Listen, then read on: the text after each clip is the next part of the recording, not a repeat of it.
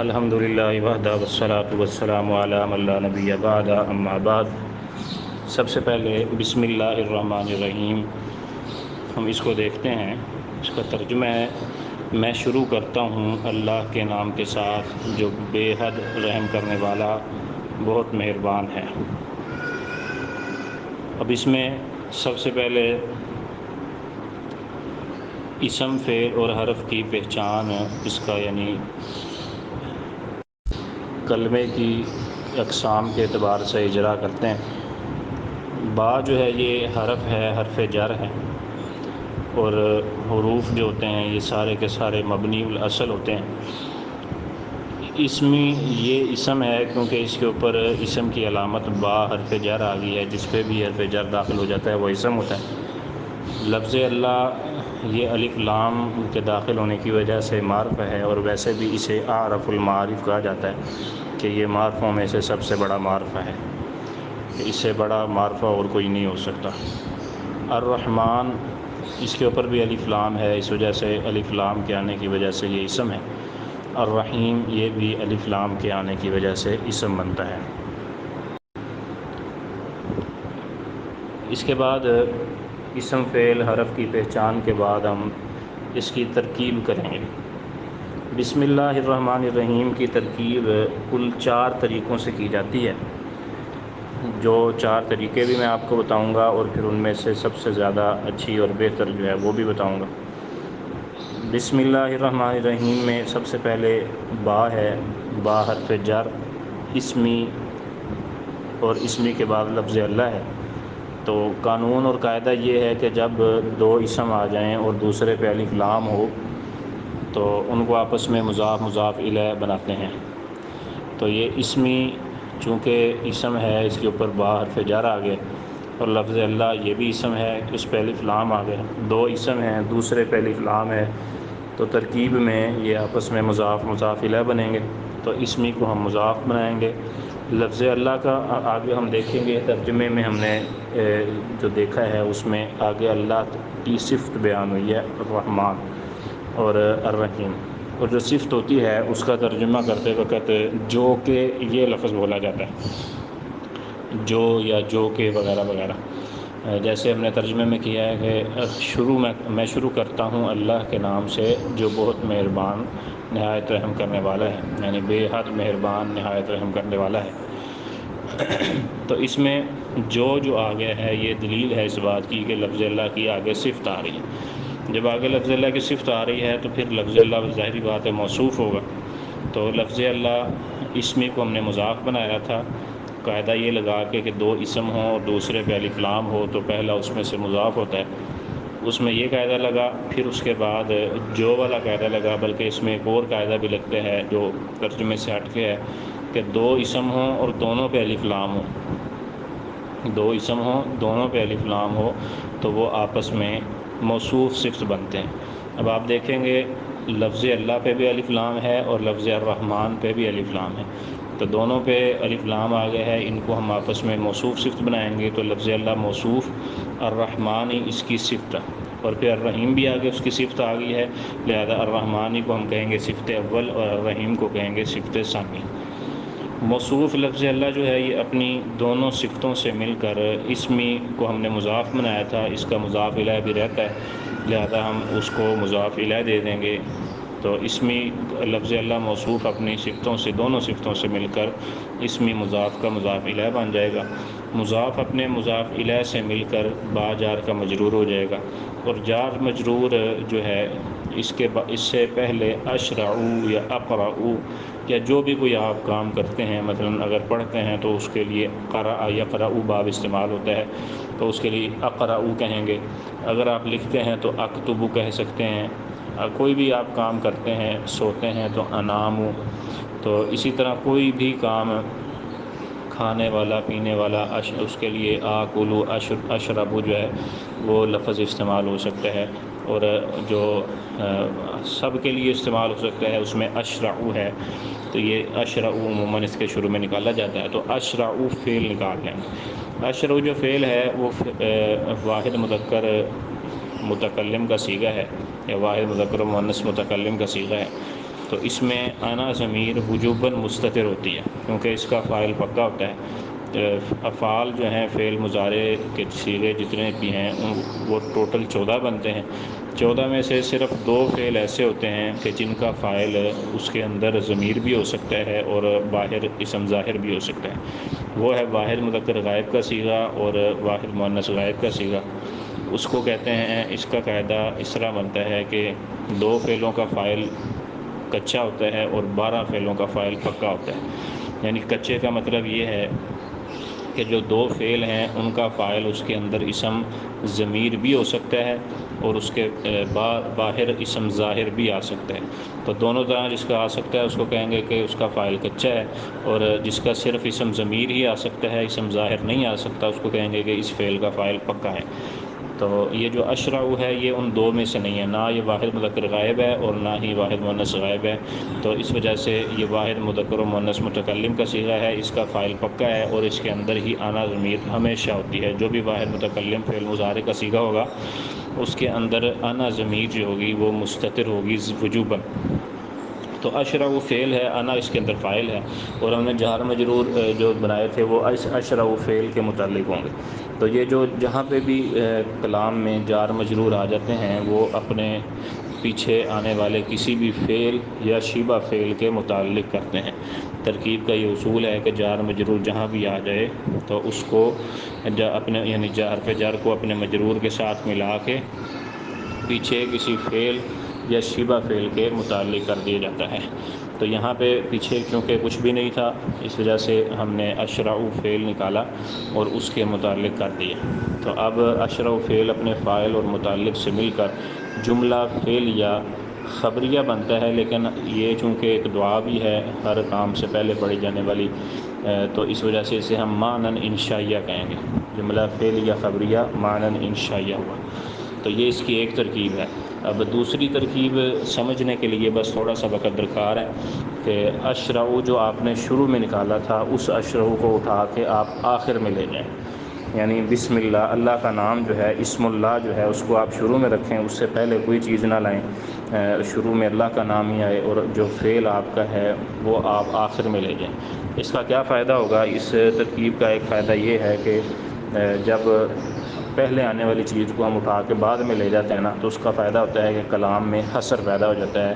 تو اس سے کلام میں حصر پیدا ہو جائے گا۔ ترجمہ ہم یہ کریں گے، میں اللہ کے نام کے ساتھ ہی شروع کرتا ہوں جو بہت یعنی بے حد مہربان نہایت رحم کرنے والا ہے۔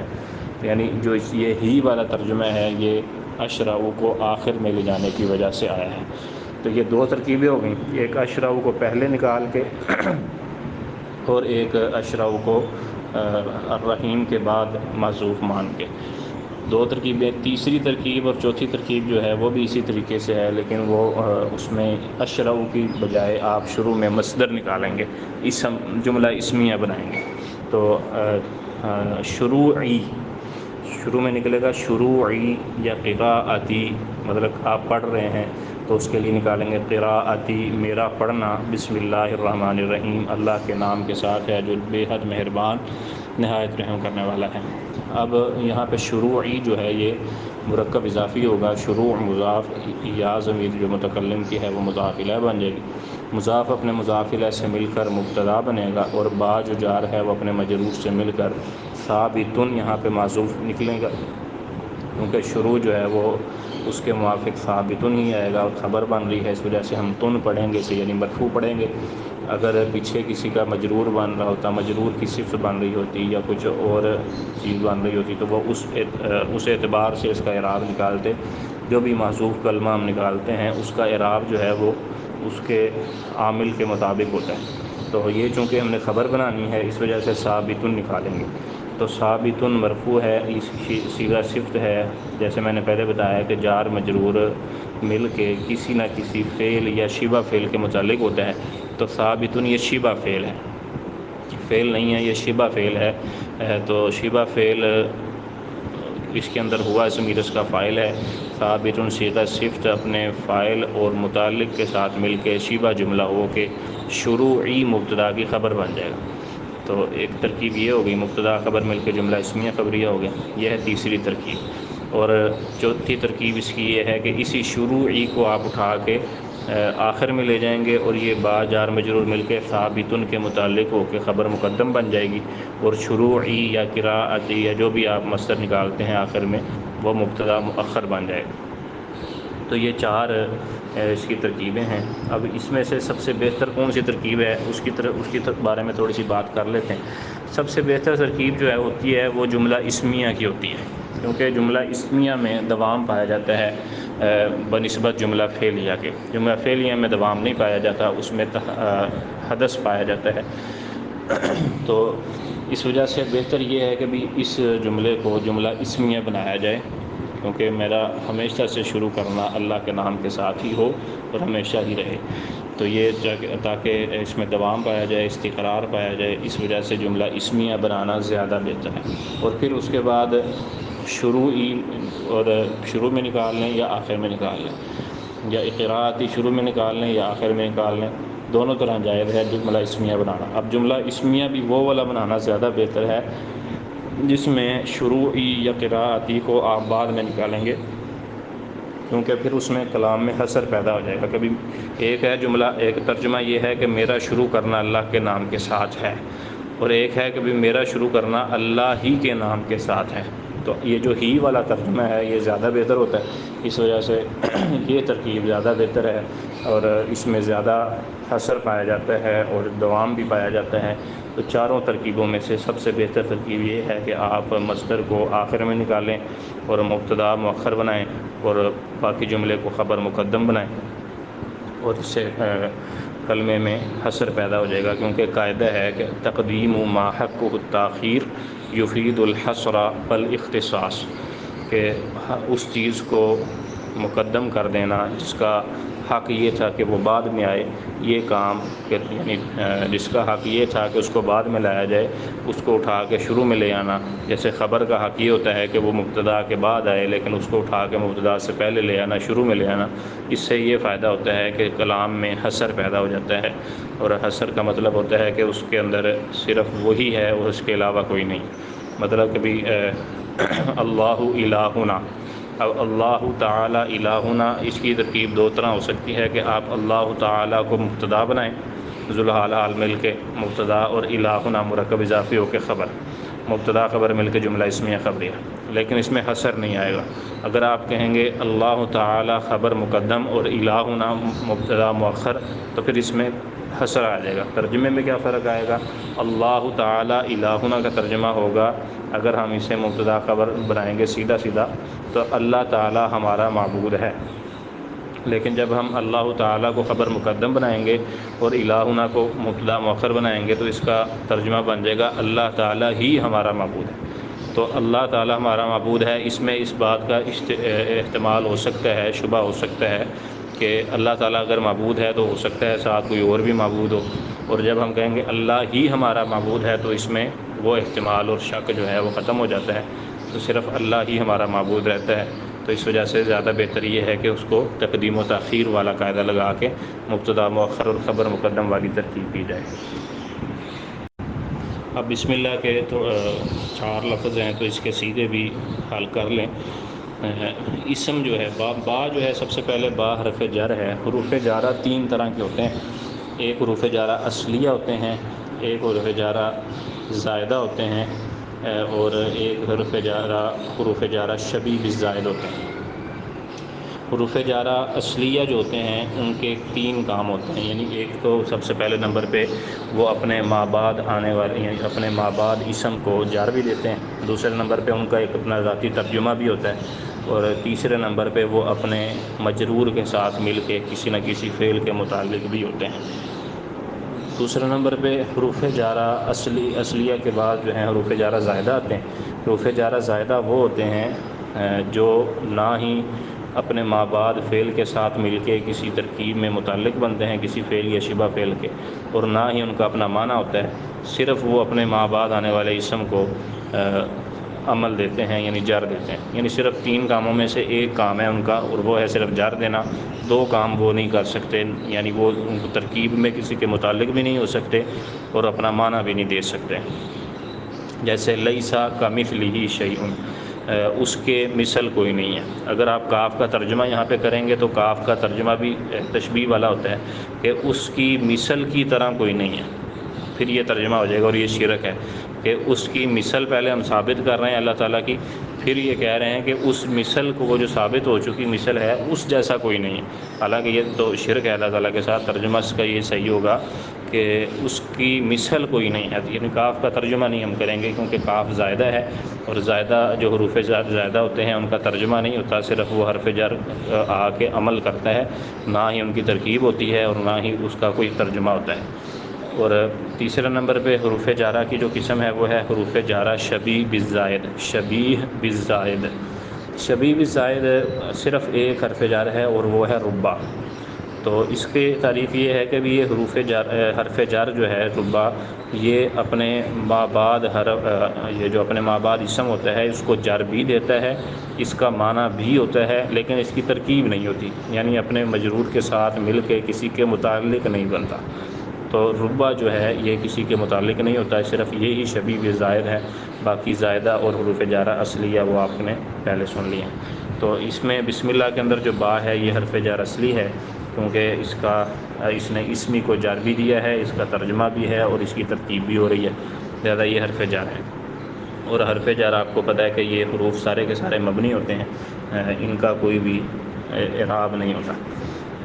تو اس کے بعد اسمی جو ہے اسم، یہ اسم جامد ہے، واحد مذکر اسم جامد ہے، مادہ اس کا سین میم واو ہے۔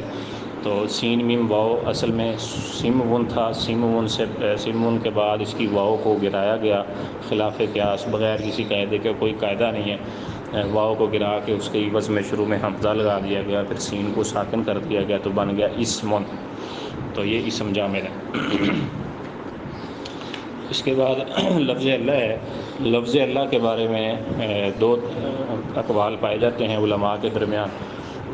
پہلے نمبر پہ جو راجح ہے وہ میں ذکر کروں گا کہ لفظ اللہ جو ہے واحد مذکر اسم جامد ہے، اسم جامد ہے، مادہ اس کا الہ ہے، حمزہ لام ہا۔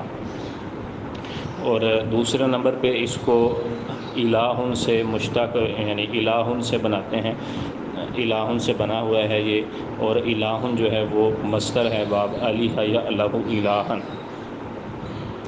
اب یہ جو مصدر ہے اس سے الہن سے اللہ کیسے بنا، وہ کہتے ہیں کہ بھی الہ پہ الف لام داخل ہوا تو بن گیا الالہ، جب الالہ بن گیا تو جو دوسرا حمزہ تھا اس کو خلاف قیاس گرا دیا تو بن گیا اللہ۔ خلاف قیاس کا مطلب ہوتا ہے بغیر کسی قانون کے، تو اللہ جب بن گیا تو لام کا لام میں ادغام کر دیا تو اللہ بن گیا، اور یہ مصدر ہے۔ لیکن یہ ہمارے نزدیک مرجو قول ہے، زیادہ بہتر یہ ہے کہ لفظ اللہ کو اسم جامد بنایا جائے۔ اور اس کے بعد لفظ اللہ کے بعد الرحمن آتا ہے۔ الرحمن جو ہے یہ واحد مذکر صفت مشبہ کا صیغہ ہے، اس کو اکثر علماء جو ہے اسم مبالغہ بناتے ہیں، لیکن اسم مبالغہ کا ہمیں کوئی فعلان کے وزن پہ وزن نہیں ملا، یعنی کلام عرب میں فعلان کے وزن پہ اسم مبالغہ استعمال نہیں ہوتا۔ رحمان جو ہے فعلان کے وزن پہ صفت مشبہ آتی ہے، اس وجہ سے یہ صفت مشبہ ہے۔ رحیم یرحم باب، سمیع یسمع اس کا باب ہے، راح میم اس کا مادہ ہے، ہفت اقسام میں یہ سالم ہے۔